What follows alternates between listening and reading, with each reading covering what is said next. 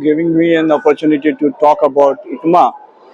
You're right that this is the first time that as a professional I visited this exhibition, and therefore my perspective was totally different than from the earlier times. I think I personally believe this exhibition is extremely interesting, and particular themes I could very clearly see. So some of them I can mention. One is very clearly it's towards green technology, conservation of energy, conservation of water, chemicals. Uh, it's also more towards digitization. People are more and more, I think, using AI, automation, and robotics in their machinery. So the future trend is quite clear where the industry is growing. And from the Indians' perspective, I'm very happy that there's a big participation of 170 participants in this exhibition. Overall, if I look back on the 7 days, I think this exhibition has been a great success. I think I can say with certainty that this time the quality of participants from India are very good.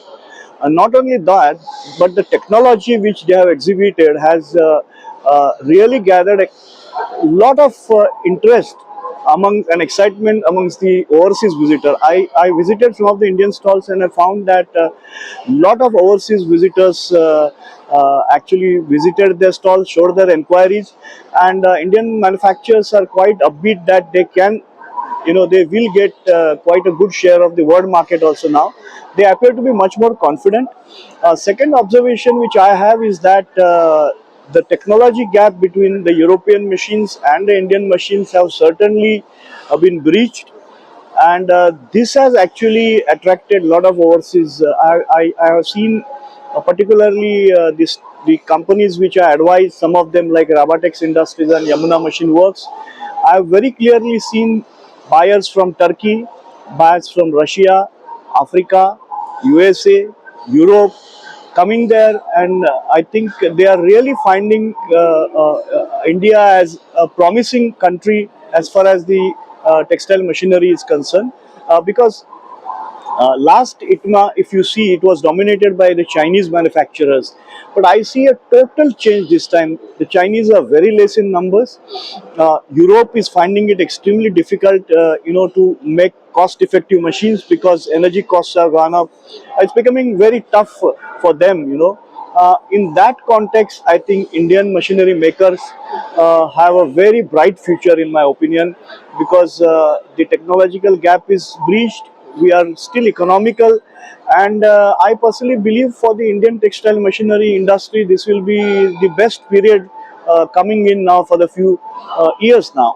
I personally believe that PLI had created a great interest and excitement in the beginning. That's how more than 64 companies came forward. But if you see the progress on the ground level, it's very disappointing. Very few, I heard hardly 10 are going ahead with it. And the reasons are not far to seek because the investment criteria was very high. But I personally believe when I discuss with the customers that they are keenly awaiting the 2 this PLI 2.0, where the threshold limit is only 15 crores. And see, overall, the Indian textile industry is not doing well right now. Especially spinning is highly underutilized. In this context, really speaking, the Indian visitors are not in a real mood to purchase machines. But I am amazed that in many of the stalls, people have finalized the orders, including spinning. And this is very interesting, which means that people are maybe short term they are worried, but not on a long term. Now, the people who are dependent on exports, they are, I think, affected badly because the US market is not doing well, European market is not doing well, and the exporters are therefore, I think, affected badly. But our domestic market is doing greatly. It's very robust, and those who are in the domestic market have orders full. I talk with many people, they have absolute orders full, they are not able to supply. So in this situation, I think once the exports pick up, especially the home textile industry, which is underutilized, I think will bounce back very strongly. And I think everybody is looking at India now as a next destination for textile, as well as textile machinery. So I personally believe that this exhibition will create a platform for the Indian industry, both textile and textile machinery, to take off from here on. Now the volatility in cotton prices also is under control now. So hopefully, I think the coming time, the industry will turn around. My role is basically now to advise the Indian textile machinery companies to come to a level where they can compete with Europeans. I am also an independent director on some of the companies where I contribute in a different capacity, and I am helping some startups also, mentor them. Now coming back to the German part, I am India advisor for ITA, which is Institute Textile Technique Aachen, which is under RWTH Aachen University, and they are doing phenomenal work on research. There are three areas they work on. One is digitization, second is sustainability, and third is very basic contract research on fibers and yarn. They are working a lot on bio-based fibers, different structures of yarn.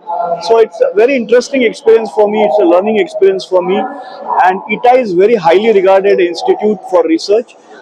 They also have a recycling center. And this exhibition I have seen, recycling is one of the major themes. Many Indian companies are inquiring about, what are the possibilities to recycle, to use recycled fibers, because it's going to become mandatory to mix certain percentage of recycled fibers if you want to export to EU. From that perspective, ITA's role is very, very interesting. ITA also helps the textile machinery companies in research, basic research to develop machine functions. Overall, it's a very, very fulfilling experience for me to work with such a highly regarded research institute. They also have in the group a company called APS GmbH, which works on robotics training, and we have recently completed one assignment of training 100 students in one of the leading colleges, DKT Engineering College in Isalkaranji, and they are totally focusing on robotics and automation. So these are the areas of future. If you see digitization, if you see sustainability, ITA helps customers to, if they are taking any sustainability initiatives, what are the requirements, if one has to be certified in terms of sustainability. So it's very exciting experience, and ITA is also doing a lot of research work jointly with IIT Madras on fiber reinforced concrete. Plus, they are doing joint research with IIT Delhi on carbon, for hydrogen storage, the carbon composite tanks. So it's very exciting, and I think I feel myself very, very, very fortunate to get associated after my active career with a research institution.